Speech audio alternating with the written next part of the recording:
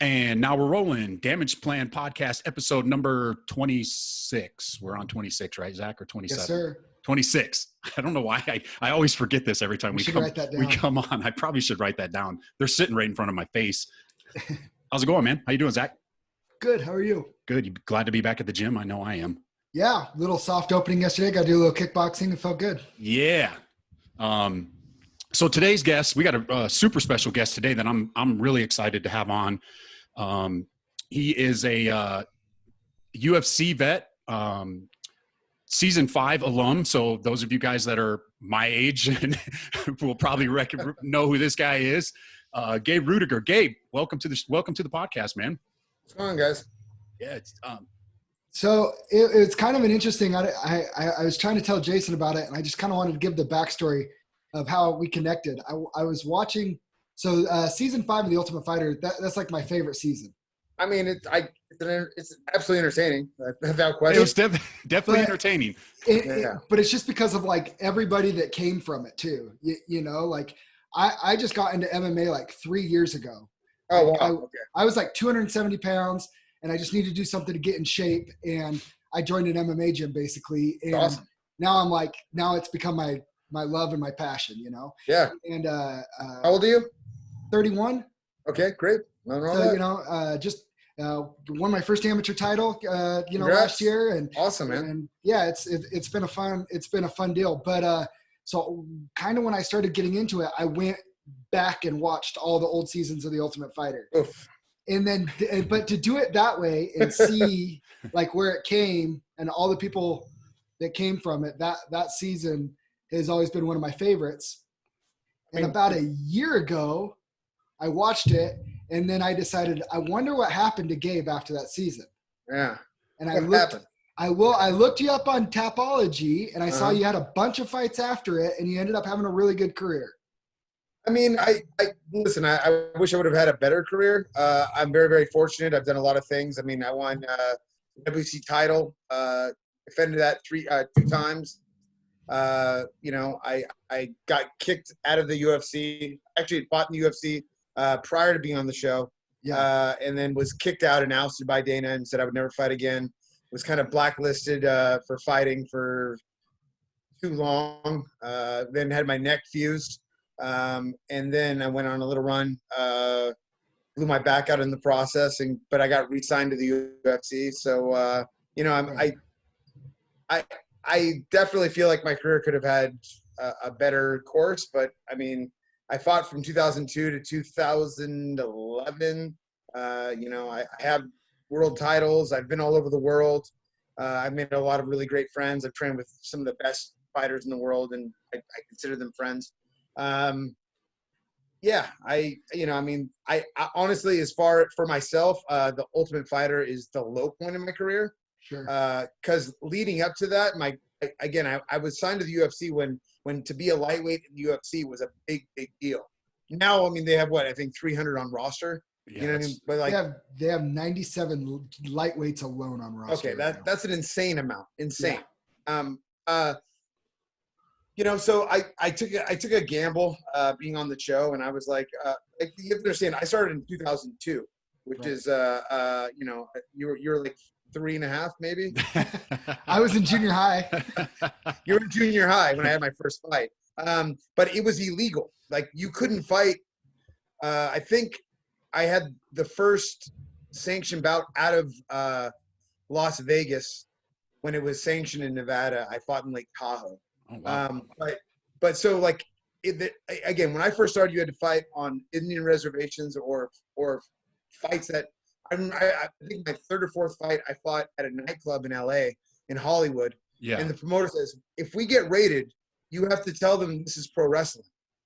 Oh. Like you go to jail. There are multiple fighters that went to jail for fighting. Oh, wow. Like, and the rule set was exactly how it is now. It's not like we're doing, you know, like to the death kumite type stuff. It was exactly, we had to wear gloves, we had to wear protective gear. It was 3 5-minute rounds, but it was illegal because the state hadn't sanctioned it. Huh. You know, so to go from that to then you know, the UFC getting as big as it did, and then even, you know, I exited, and it's still been progressively getting bigger and bigger, and we have, you know, names. Like I knew there was going to be big stars, but like a Conor McGregor, like, and I am not a fan by any standard. I mean, everyone can has their opinion about him, but I to see like, or even a Ronda Rousey. I've trained with Ronda, like before her first pro fight and her amateur fights. I trained with her at a wrestling club, and not in a million years did I think she was going to be an action star and on WWE and like people know who she is. It's amazing to see. Like again, I was at her first King of the Cage fight at a country club. I was at her, I think one of her I think I remember one of her early amateur fights. Like I said, I trained with her in a wrestling club, and to see her blow up to where she's at, I mean, like, that's insane. Yeah, it's been pretty wild, and you definitely have a unique perspective on that. So after I looked up your Tapology, I went and Facebook stalked you. I was like, I wonder if he's on Facebook. That's where to start. You know, and you had made a post about, like you said, like the low point in your career in The Ultimate Fighter. Yeah. And you said some things that I made me feel for you, because perception on those reality TV shows is not always reality. Well, I mean, it's not reality at all. I mean, so you understand that there are producers for a reality show. It's not someone just shooting content. There are producers, and from the point where they pick the cast, like this is something that a lot of people probably don't know. When you get picked to be on the show, you go to Vegas, and they have groups that you're with the whole day, and they have you go through a bunch of testing to make sure that you're ready to fight, and then also they take you to lunch. They do all this stuff. The person driving, he's just sitting there listening, and it turns out that he is, I think, he's higher up in the production company. Oh, okay. And what he's doing is not letting you know in advance, but he's seeing how you react to people in the van beforehand. And I was on the I was in the van with, I think, me and Matt Wyman were in the van together, and we did not like each other from the get-go. Because Matt Wyman and I had a mutual friend. Well, he was a friend of mine and was a former training partner of Matt. And Matt was talking really poorly about him. And so me knowing the guy he was talking about and him being a friend of mine, I was like, you know what? F you, douchebag. Yeah. So we had so of course they're going to put us in the house. Like that was like a guarantee just because of that initial interaction. I can't remember who else was in the original van, but I was in the van with probably about 4 or 5 guys that were actually on the show with me. So they're doing their due diligence well beforehand. Interesting. Sure. You know, and then you get on the show, and so this would be a very common thing. They would pull you into the confessional, and they'd be like, "Hey, why did Zack say you're a douchebag?" He was talking to Jason about you being a douchebag. Now, understand, because we're all mic'd up, they know you're saying this stuff, but I have no idea you're saying this stuff. No idea at all. So they have the ability to transfer information to you to build something up. Like, again, if you're calling me a douchebag behind my back and I don't know it, I don't care. Yeah. Right? But then I find out, like, oh, wait. So, okay. So, no, you know what? F Zack. He's like, he's talking, like, when we're sitting there at the breakfast table, he's not saying anything, but when I'm not around, he's saying it. So they have the ability to manipulate things. And on top of that, now they have footage, and they are able to move it around. And so I think the most damning for my career was the week that I was supposed to fight, I got strep throat. Okay. And cutting weight when you're taking antibiotics, your body is shutting down. So my body shut down 2 pounds from making weight. Yeah. Wow. And I was in a bad place. I had to go. I got like 4 bags of IVs. Now, let me say, I should not have cut that much weight. But up to that point in my career, I had done that same cut at least 5 to 6 times without any issue whatsoever. Yeah. So it is absolutely in my power to understand, like, what my body can do and can't do. But when you're dealing with something like your body you're trying to fix your body, but then you're also depleting your body. It's basically you're battling yourself. But instead of showing that, and I commend the producers and not even the producers, but the editors. They showed me eating cake, which happened 2 weeks prior to the event. Yeah. Yeah. They showed me like juke Before you even knew you were fighting. Yeah. I was dying, not dying, but I was very, very sick. Yeah.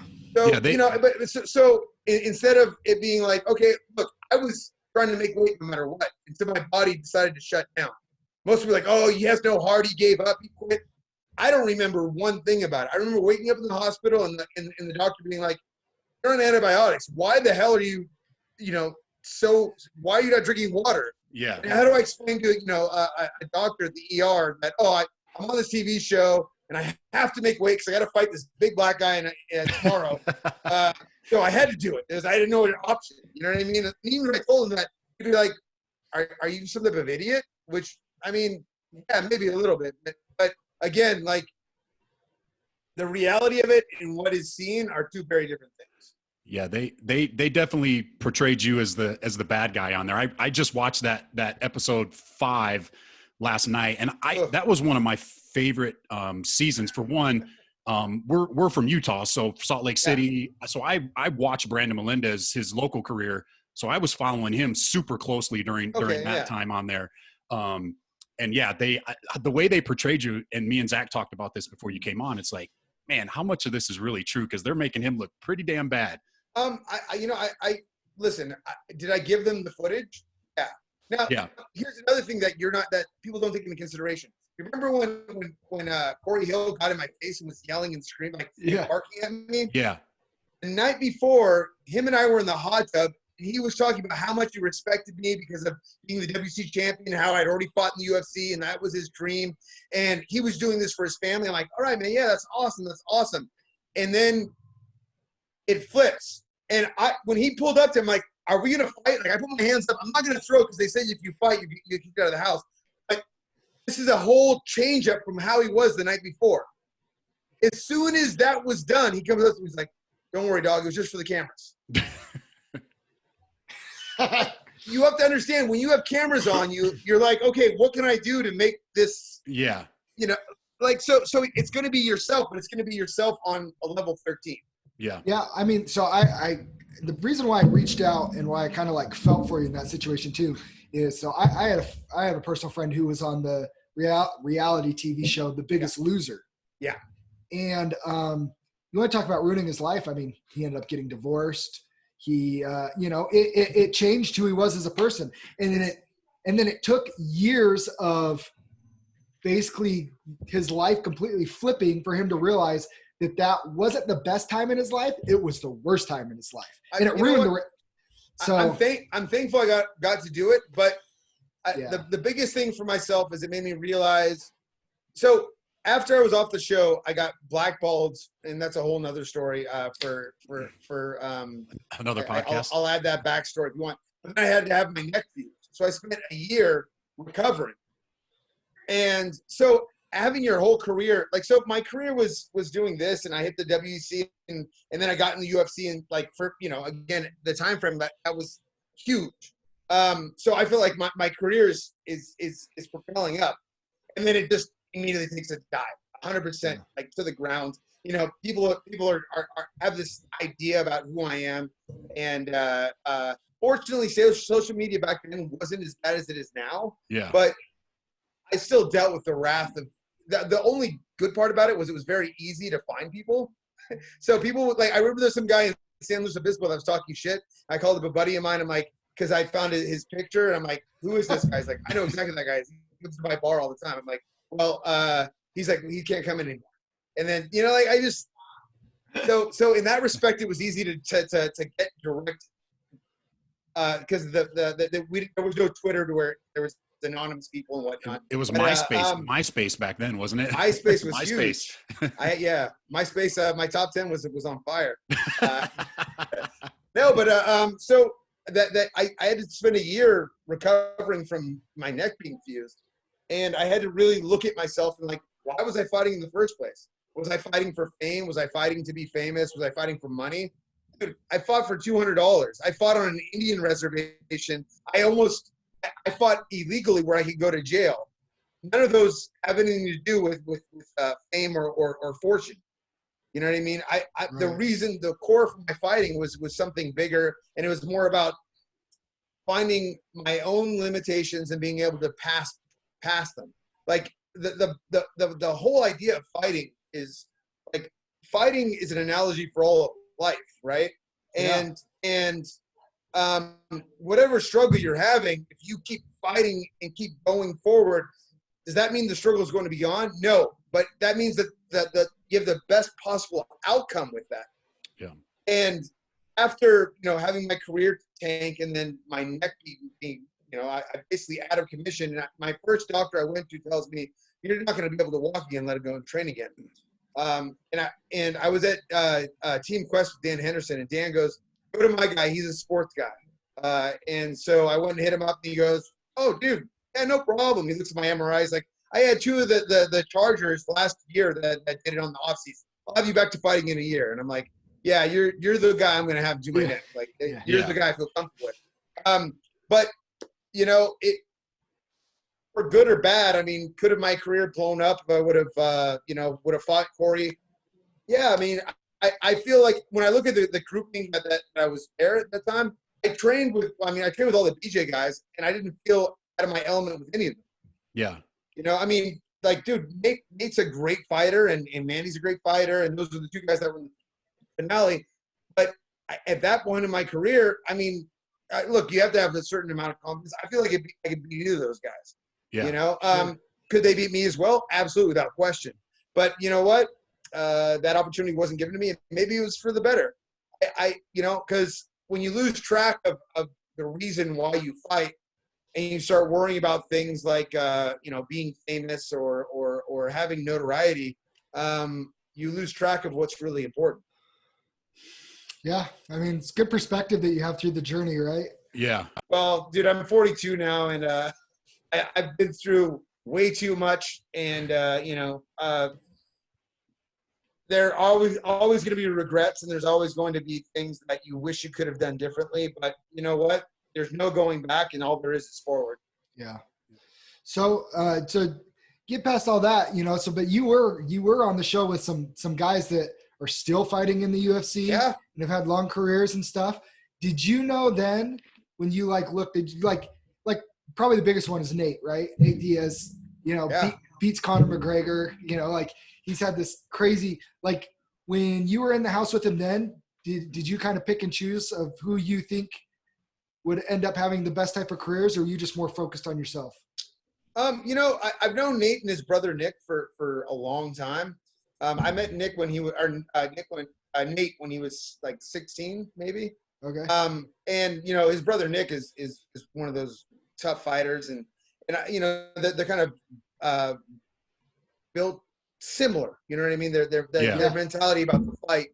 I never, even with that, I never thought Nate would be a superstar. I mean, look, I was in the house with a lot of talented fighters, even guys that never fought in the UFC after that. There was a lot of good, strong,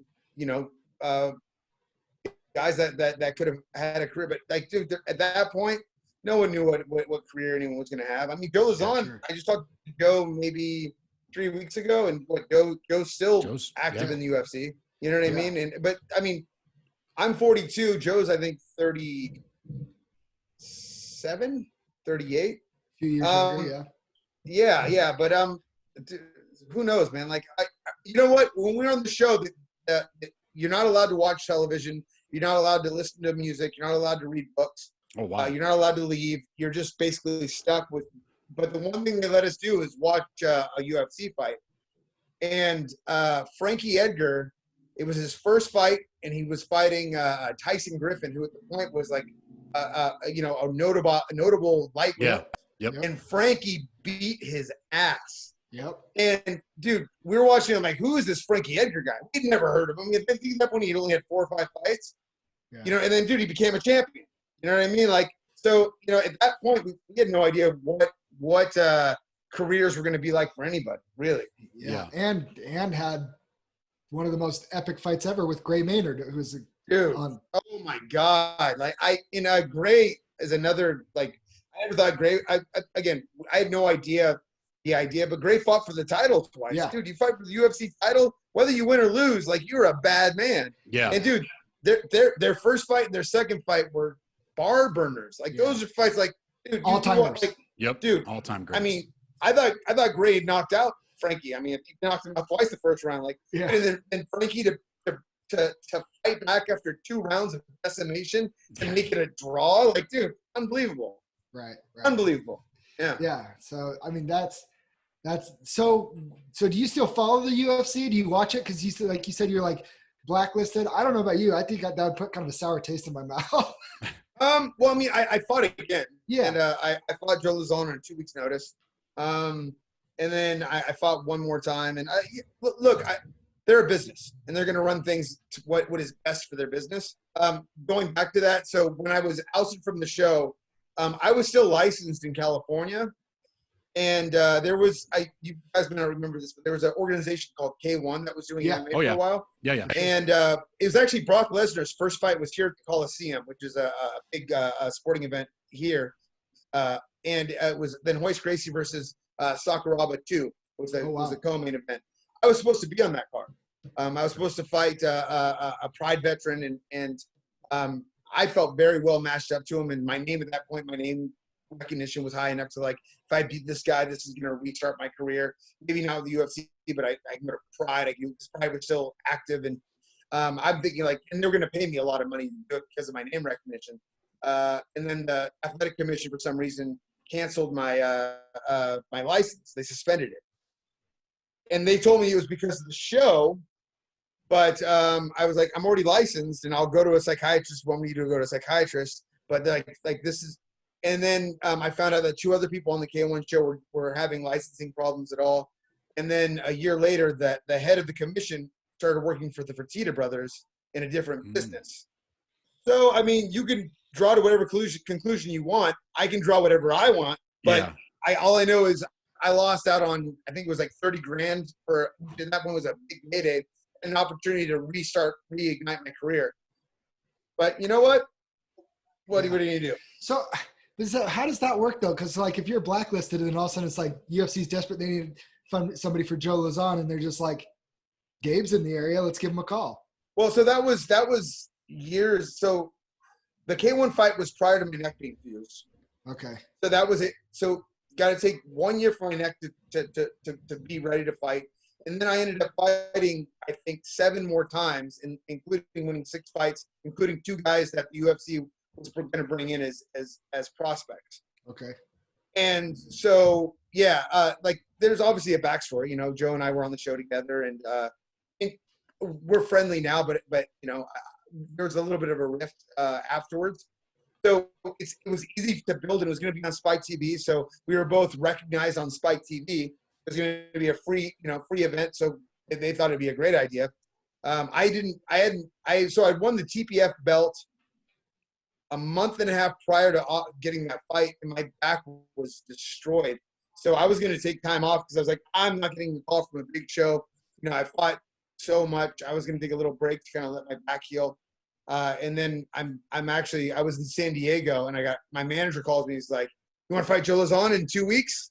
And I'm like, let me check my weight.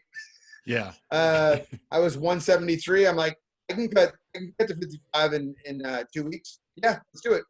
And at that time, Joe and I had been on the show, and like, there's no taking weight. Joe's a gangster, man. Like he's as tough as they come. But I felt stylistically, I could have fought him and beat him.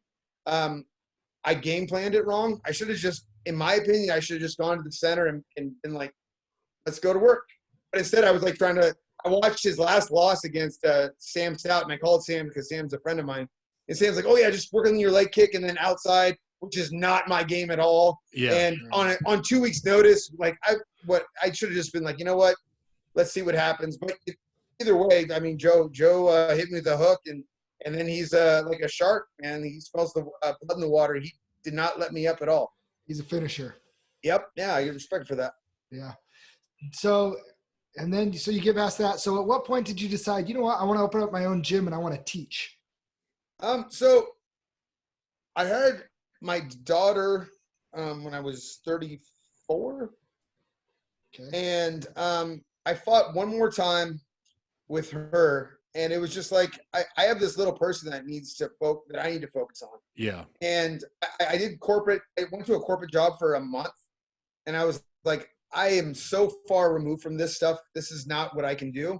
So I went back. I initially just started teaching private lessons. And I had some notable clients and I was making good money doing that. But I mean, privates are good, but you got to think about the long term is to build something that goes past that. Sure. So I had a partner at a gym for about 3 years, and you know, partnerships dissolve, and I was there 7 days a week. My partner was there 1 day a week, and you know, you're just like, look, if I'm already doing it all, let me either buy it from you or let me go my own way. Yeah. And he goes, you know, I want to keep it. So I made the best decision possible. And, you know, family walking by. Hey, that's cool. I opened up my own gym 2.5 years ago, and KAIJU MMA has been amazing. I'm sure my former partner is a little upset about it, but I took all the students with me. We opened up with 100 students right off the bat. Oh, wow. I'm very, very thankful for, and we're about 107. Well, we were 170 up until about 2.5 months ago. So, you know, we got some amateur and pro fighters and people that do competitive jiu-jitsu and kickboxing and but more than anything, like I have a lot of professionals that are just trying to better their lives. And you know, to be 42 and have had a career that I've had. And I've competed in kickboxing, and I did a sambo match 2 years ago, and then, you know, almost 30 MMA fights and jiu-jitsu matches. And understanding that, like, there's much more to it than even the competition side. That's been kind of been more of my focus. Now, don't get me wrong, I still deal with pros, and I love that. But you know, even for pros are self-serving, and you know, as a coach, I want the best for them. I want to help them out as much as possible. But I have a community of 170 people, including kids and working professionals that I'm hoping that they're becoming better and stronger people.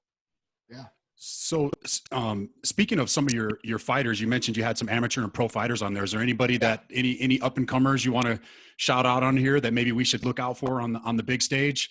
Yeah, I've got amateur and pro. Well, pro, I've got Julian Baez. Okay. Julian started off without me. He come and train my pro team, but he wouldn't listen because he was I know everything. You know, young 23-year-old kid, very athletic, and you know, saw himself as unstoppable until he lost twice. Yeah. And then, you know, I've got a very hands-off approach. Look, if you want to do it your way, go ahead and do it your way. If it worked, it works. What am I going to say? Yeah. And, you know, he made the decision, you know what, it's not working. And, you know, we won some big matches and very, very talented. Hopefully we'll get him back in there soon. Okay. So Julian Baez. Julian Baez. Kickboxing coach in my gym, Darion Chapman. He's a pro MMA fighter and pro boxer. He's 33 now, but I still feel that he never reached his potential. I mean, again, he's one of those guys that he was just a striker, had no ground at all. And, you know, they kept putting him against ground fighters. Yeah. And so he finally came to me one day and was like, you know, I keep getting beat this way. Can we fix that? So we fixed that. And I mean, he's actually submitted a few people and can take people down now. And I mean, so he's vastly improved. One of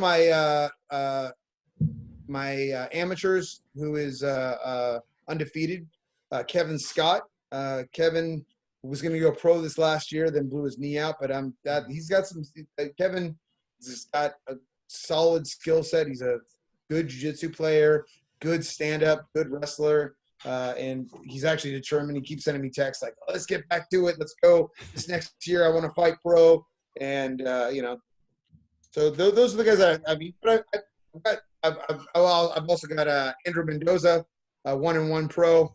So I've got a good group. I mean, you Nice. know, Okay. not a massive staple, but I don't want a massive staple. I don't want to deal with a lot of pros and their egos and hey man, I can't afford this month. And Yep.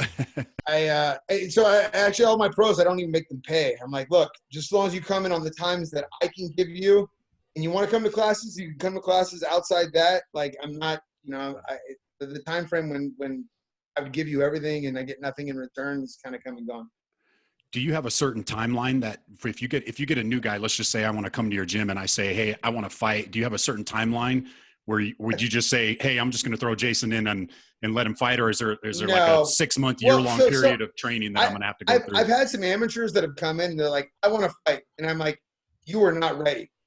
And they're like, I want to fight. And I'm like, you're not ready. And if they, you know, and then I have one guy that came into me and was like, I don't care about the outcome. I just want to fight. Yeah. And I go, well, you are vastly unprepared. And he goes, I want to fight. And a 35-second knockout later, he came back and go, yeah, you know what? I think you're right. I wasn't ready.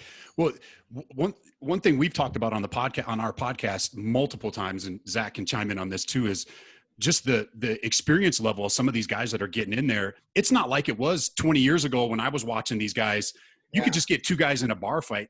There's no more of that. I mean, you're getting guys that are coming in here with wrestling backgrounds, boxing backgrounds that have experience before they're stepping in the cage. I have a buddy of mine that could not find an amateur match to save his life. Initially people were like, yeah. And then they find out he's a 2-time Ukrainian national champion. Like, dude, like, I don't think you understand, like, being a national champion of Ukraine, it's essentially like you know, you're a massive D1, like, you're an All-American, you know, 4 years to be a Ukrainian national champion. Yeah. When everyone looks him up in wrestling, they'd be like, oh, I'm not fighting.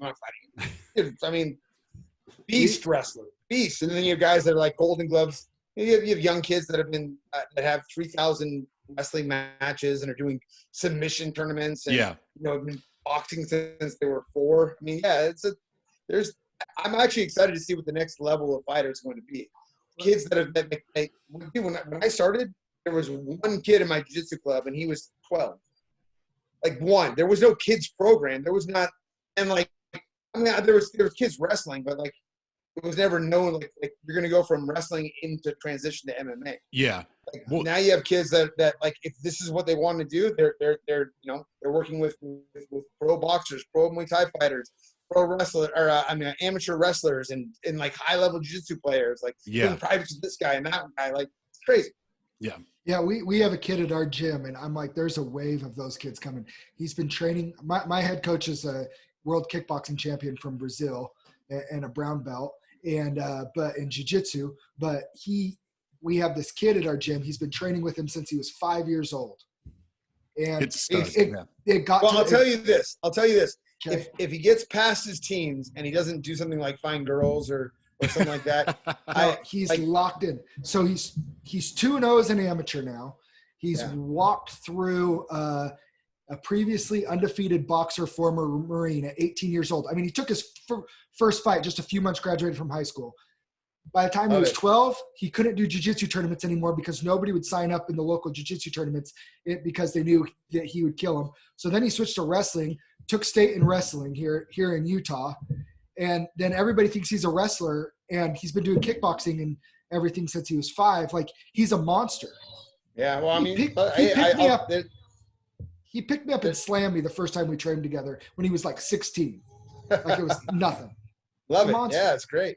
Yeah, listen, whole wave coming. Like with everything, there's going to be this evolution, right? Like, oh, for sure. If you watch basketball players in the 20s, like, dude, like they couldn't do the warm up with the guys that are playing now. You know what I mean? Yeah. Like, or like the old you know, fisticuffs boxing. Like, dude, they would get eaten alive by, like, can you imagine Mike Tyson fighting one of those guys? Like, he'd be slipping and just eating them alive. Like, you wouldn't know what the hell was going on. It's a different animal. Yeah. Like, in MMA, because of MMA, and there's so many diverse pieces to it. Dude, I'm always excited when I see these kids that, like, you know, that they can do it all and they can do it all well. Yeah. They're fun. I try to explain to people because not everybody understands too, but I've had some people. So I've had 5 fights now. I'm 4-1, and people are like, so when are you going to go pro, like UFC and stuff? I'm like, no, you don't understand. Like, I train with kids that are on that path. That is not going to happen for me.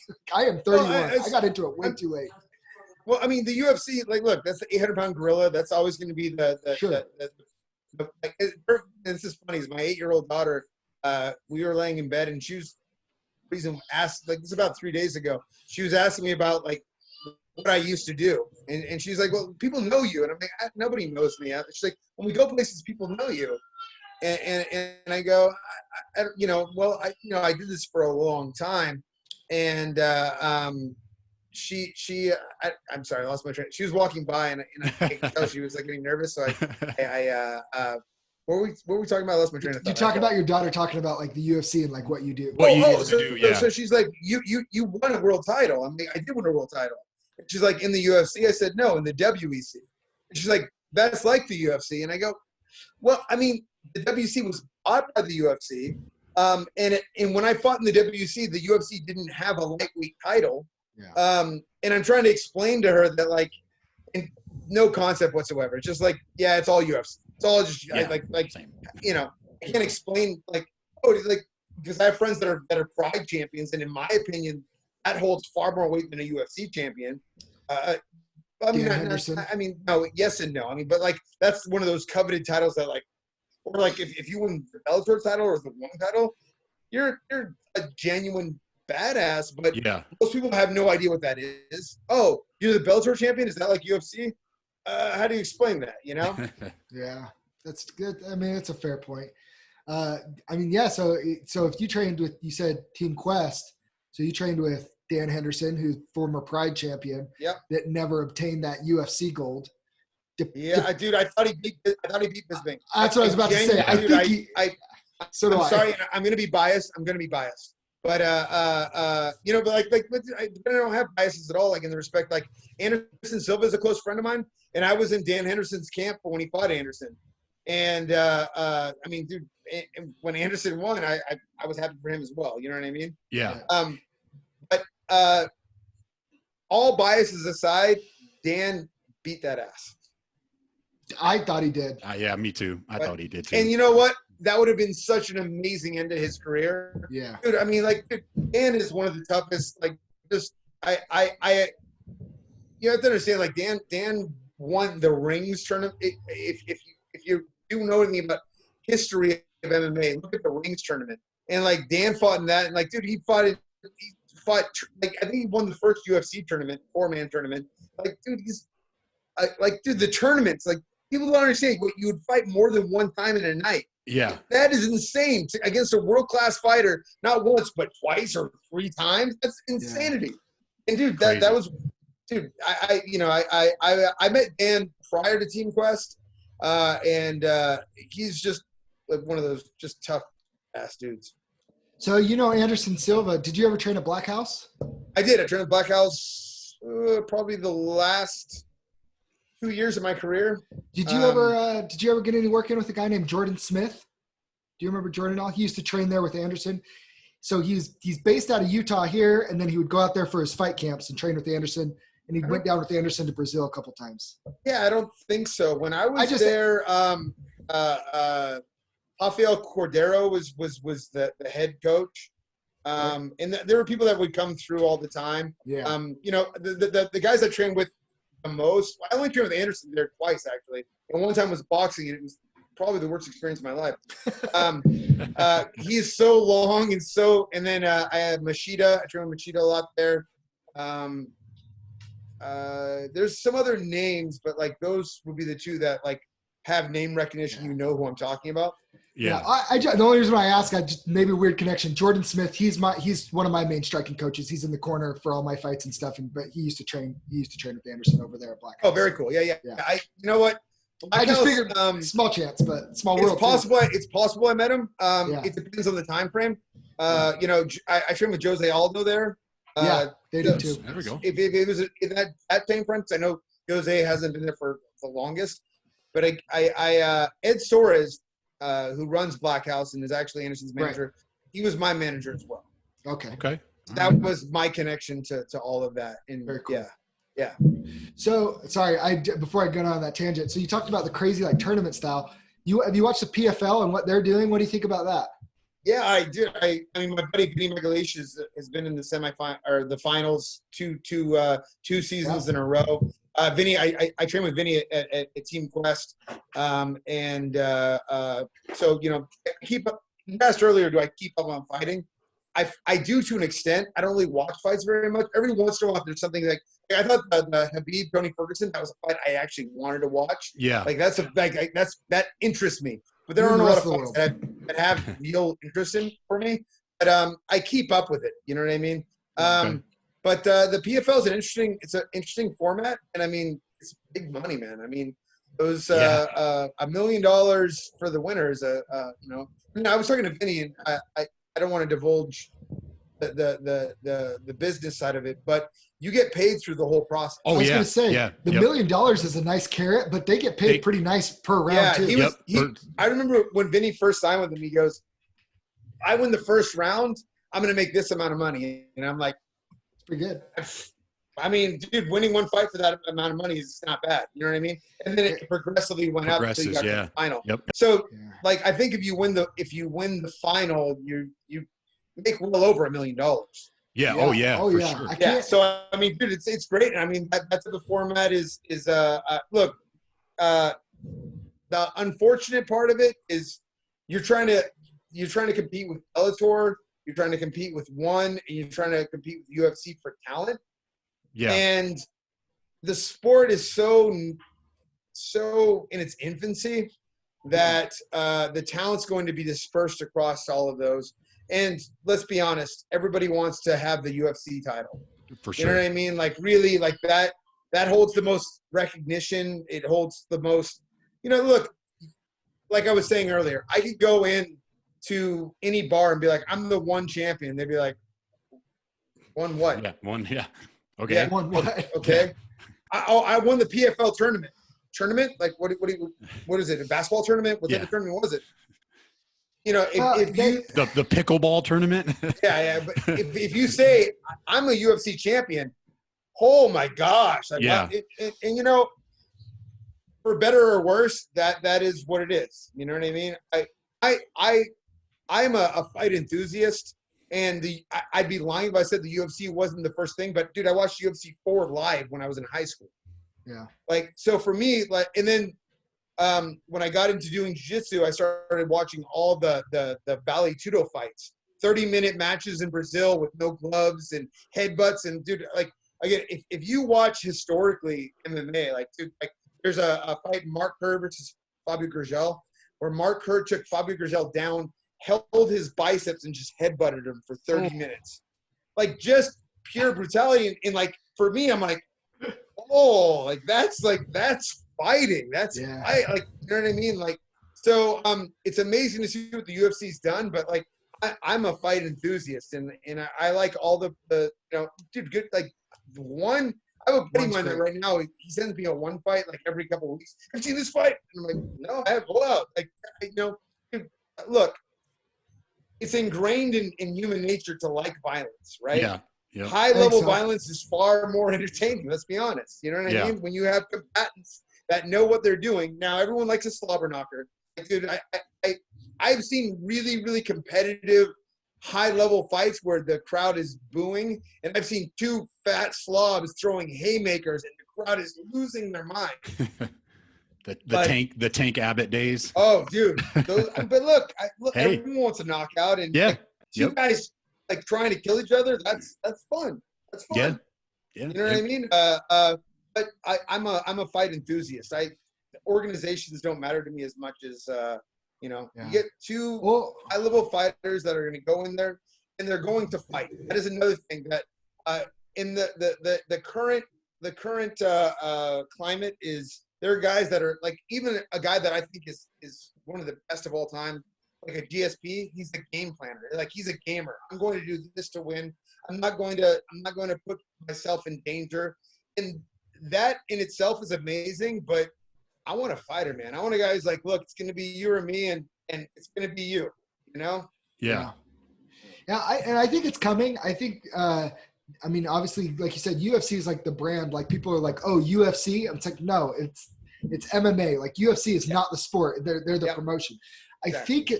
I think it's coming. You're going to get a new wave, but the people that they're not paying as much attention to it here. Once one gets over here more and becomes a little more mainstream here, I think they're going to be huge. I disagree with that. I disagree with that. I mean, they have the Asian market, and you have to understand it's first come, first serve. The WWE, they are pro wrestling. Yeah. Are there other organizations? Yeah. I mean, there was a few that are like TNN or WC, or whatever. WCW, WCW, yeah. But again, I don't know them. Yeah. Like, dude, the UFC has the market share. Yeah. And dude, they're on ESPN. I don't think you understand. That's huge. That is mind-blowing. Huge. Yeah. I remember every once in a while there'd be a Sports Illustrated, an article about this big about the UFC. Tiny little article and the whole time I'm like, oh, this is the best sport in the world, but baseball's got 8 pages. I don't care about the draft for baseball. This little blurb that's about this big about how it's a blood sport and how they're trying to kill each other and how it'll never be, it'll never be on TV. And for it to be on ESPN and like mind blowing. Yeah, it is. I just think we're getting to I don't think any of them are going to surpass the UFC by any means, like but I think we'll get to a point where we can appreciate it because the depth is just getting there to fill out those rosters. I think. I hope so.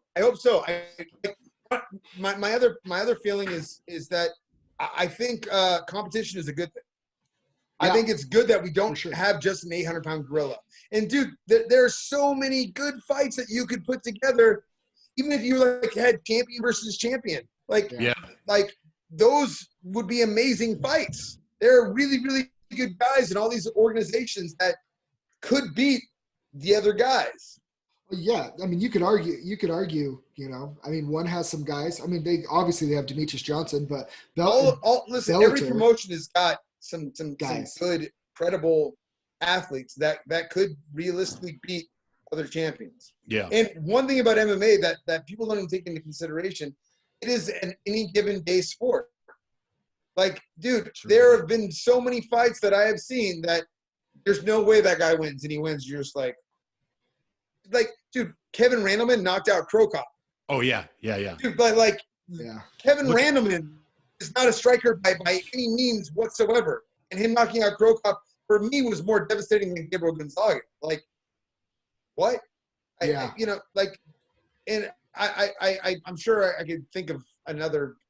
I'm kind of losing my I've been hitting the head. My mental facilities aren't there, but there's multiple of these that like, oh, there's no way this guy. Oh, dude, Matt Serra beating GSP. Yeah, that's the one I was thinking of. Yep. I'm still blown away by that. Blown away. Not saying that Matt Serra is a bad fighter, but dude, GSP, like, no. Yeah. Look how he big brothered him in the rematch. Yeah. Oh, you know what? In that night, Matt Serra can walk into any place and say he was the welterweight champion of the world. Yeah. Yep. For sure. It's what I love about the sport, though. Anybody's got a chance, right? Yeah. Nobody can. You can't really say. I mean, yes and no. I mean, like, yeah, but you know what I was saying earlier about gaming? Yeah. Like a John Jones, he games. I feel like John Jones never actually hits his potential. And because of that, he could potentially lose. And he has these close fights with guys, like his first fight with Gustafsson. And I never saw is it Anthony Smith? Anthony Smith wasn't that close. Okay, yeah, but Reyes and Thiago Santos. Then I was going to say the Santos and then the Reyes fight. Yeah. Like when you game, there's always but then again, it could be the marketing of okay, I lost a split decision. Now we can do a trilogy match. Yeah. And we're gonna have another match. And I don't know, man. Who am I? I'm an old broken 42-year-old that never want to fight in the UFC. So what can I say? Oh, get out of here! Don't cut yourself so short. Yeah. Look, man. But you've been around. I'm making a joke of it, but Yeah. My opinion doesn't mean anything. You know Well, what I neither mean? does Really. mine, but that's not why we podcast. Yeah. Yeah. Right. Yeah. There you go. There you go. Yeah. There you go. So just to, I mean, we'll wrap it up here in a second, so we don't want to piss the old lady off. So, She's not that old. She's actually 13 years younger than me, but okay. Well, the young lady off. Yeah. So as far as, and we'll touch on a little bit of the coronavirus stuff out there in California, and tell us a little bit how it's affected your gym, and you guys got plans on when you guys are opening back up out there. I mean, we're opening up. We've opened up back in Utah, you but then said again, you were already in the room. That's great. Yesterday. my gym. Well, I don't train with Zack. I don't fight. I'm the non-fighter. Okay. Zack's the fighter. I do bodybuilding stuff. So, our gym's opening up Friday. So I'm just curious on what the situation is with you guys out in California. No clue yet. We're waiting to hear from our governor. I think when we open up, KAIJU MMA is going to be. I have a kind of a template in mind how we're going to open up. It's going to be, classes no more than 6 people, 30-minute classes only. You have to disinfect your hands and your feet immediately. I also got one of the temperature gauges. If you're sick, not coming in at all. Gotta disinfect everything every 30 minutes. But I honestly right now I don't know. It's our governor, for better or worse. I know people complain about it, but he is holding off on opening up. So I'm not sure what's going to happen. Well, hopefully you can get back at it soon. That's my livelihood. That's where I make my money. Yeah. That's I had some not so nice things to say about him when he canceled the fights at Tachi Palace. So you know what? I don't really know. I sound like look, I think that when there's something that we don't know about and it's affecting the entire world, it is probably better just to err on the side of caution. Sure. I'm not even this is what I keep telling people. It's because I have this one friend in New York who's like, oh, don't be a pussy, go out and do your thing. And I'm like, it's not even about me. I don't care. I've been sick last year I had walking pneumonia for 2 months, and I was still training and still doing everything. It's not a concern for myself. It's concern for I have a 7-month-old daughter. If she gets sick, her immune system she doesn't have an immune system. Yeah. My grandparents are in their 90s. Right. They're in a position where they can be injured. I have students of mine that have immune deficiencies and have diabetes. Yeah. It's more for them. It's not for me. For sure. For sure. But I mean, I also, my business, is taking a massive hit right now. And I'd like to get back to, look, I'm still training. I have 2 black belts that we get on the mats and they're at home, and then we're like, look, you're home, I'm my home. We're not going out, so we can, we know we're safe. So we're still getting my training in, but I want to get back to my students. I want to get back to assisting my community. And, I have police officers that are still working right now that, if they knew how to grapple, they'd be more effective do their jobs. And, I have, kids that were getting bullied. Fortunately, because of social distancing, bullying's not happening, but preparing them for their lives is what matters. So I hope we get back to it, but I have to be precautious. For sure. When I think of the whole thing is, my job as a leader is to make sure that we teach defense, right? The idea is to make sure that people are healthy and safe, right? What I do is teach people to be safer. Yeah. So if I were the cause of someone to get sick, I'm not doing my job. Yeah. It's fair. I mean, my job is to ensure that my family is safe, my tribe is safe. That is my job at this point. When I think of what my facility is for, it's to make people safe. Right. And so when we get the call from the government that we can open up, our precautions are going to be in place, and I'm just hoping that it's not going to go away, but I'm hoping that less, the numbers are all over the place, and we have it's become politicized, which is just kind of disgusts me. I have so many friends on it's either left or it's right, instead of look, man, shouldn't we be together when things are getting bad? Like, I don't care about your politics. I don't care about who you voted for. What I care about is America surviving this and being better. Yeah. Right. The rest doesn't matter to me. I can give two shits about who you want to vote for, or, who you think is, right or wrong. What I care about is the safety and health of people, and, getting past this together. I'm with you 100%. And Sure. I'm not willing to allow the quote unquote weak to die for myself. You know what I mean? Like, I'll survive this. I know I will. If my 7-month-old gets it, I don't know. Yeah. If my 90-year-old grandmother gets it, I don't know. Probably not. So Yeah. I feel you, man. Yeah. Do you, so Gabe, go ahead, Zach. Oh, I was just going to say, yeah, I mean, I appreciate that. And I get that. It's tough for everybody, but like at the end of the day too, it's this hard balance that we have to find of just like, we all want to get back to what we love and do too. I love training. This is what I decided to do with my life. You know what I mean? And I'm fortunate that I got to do it as a professional, and I'm fortunate I've got all these opportunities. I've trained all over the world. I've been all over the world. I've trained with who's who, but now my focus is my school, and I'm there 7 days a week. You don't do something 7 days a week if you don't love it. Yeah. My wife is supportive of it and everything, but at times she's like, "You're going to the gym? Like, it's your birthday." I'm like, "I don't care about my birthday. That's just a day for me. I'm going to the gym." You know what I mean? Oh, it's Christmas Eve. I'm doing an open mat. You know what I mean? Like, for me, I love it. And she's not going to understand that. And that's fine. I'm actually thankful she's not a fighter, but that is my environment. That is where I thrive. Yeah. And if you put me in a room with a bunch of guys that want to get after it, or girls, I'm like, let's go. This is what I'm supposed to be doing. For sure. Don't get me wrong. I absolutely want to get back to that, and it's affecting me financially horribly. But we weigh the risk to the reward. Yeah. Yeah.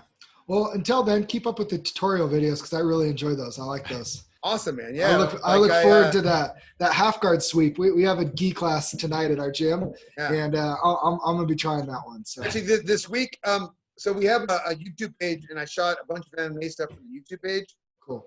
And we had some good feedback on that. So I think I'm gonna do some MMA, because our school is not just a jiu-jitsu club. I mean, we do kickboxing. Yeah. We do MMA. We do fitness. So I've been kind of neglecting the other parts because, it seems like most people want to know jiu-jitsu, and I have DMs with all of my students, and they're always asking about jiu-jitsu stuff, but I'm an MMA guy. Yeah. I love them. I love your videos. I follow a handful of people like you, and you're one of the ones that I do. And I like watching them, and I'll watch it, a couple hundred times, and then I go to the gym and I try it. It's awesome. Awesome, man. Yeah. I got a perfect time that we're going, because my laptop is telling me that my battery's dying. Uh-oh. So, hey, real quick, Gabe, how do people reach? Do you have a website for your gym or any sponsors you want to shout out real quick before we sign off? So KAIJU MMA is the gym. It's Okay. kaiju-mma.com. Okay. We have Facebook. We have Instagram. Okay. And we also have a YouTube channel. I think our YouTube channel right now is up to 70 techniques, Cool. varying from kickboxing, MMA, self-defense, and jiu-jitsu. There's also a little comedy stuff in there, which is probably not that funny, but a little funny. Because that's not really what our base is, but I like to have fun. So so those would be the best options, really. Okay. And if anybody comments on Instagram or Facebook, I don't have I'm very I'm an open guy. I'll talk to anybody. I don't have an ego about stuff. I like interacting. So if anybody, and even ask questions or anything, as long as they're respectful, I have no problem. Even if they're a little disrespectful, if they have a question about something, I'll talk about that too. So, hey, we appreciate you coming on. Just for two guys from Utah that started up a podcast, we appreciate you coming on and sharing your experience with us, man. Dude, man, I'm happy to talk about it, and if I can, hopefully change some people's perception, even better. For sure, Perfect. man. Awesome. Thank you, Gabe. Appreciate your time. My pleasure, man. All right. Thanks, Gabe. All right, guys. All right, sir.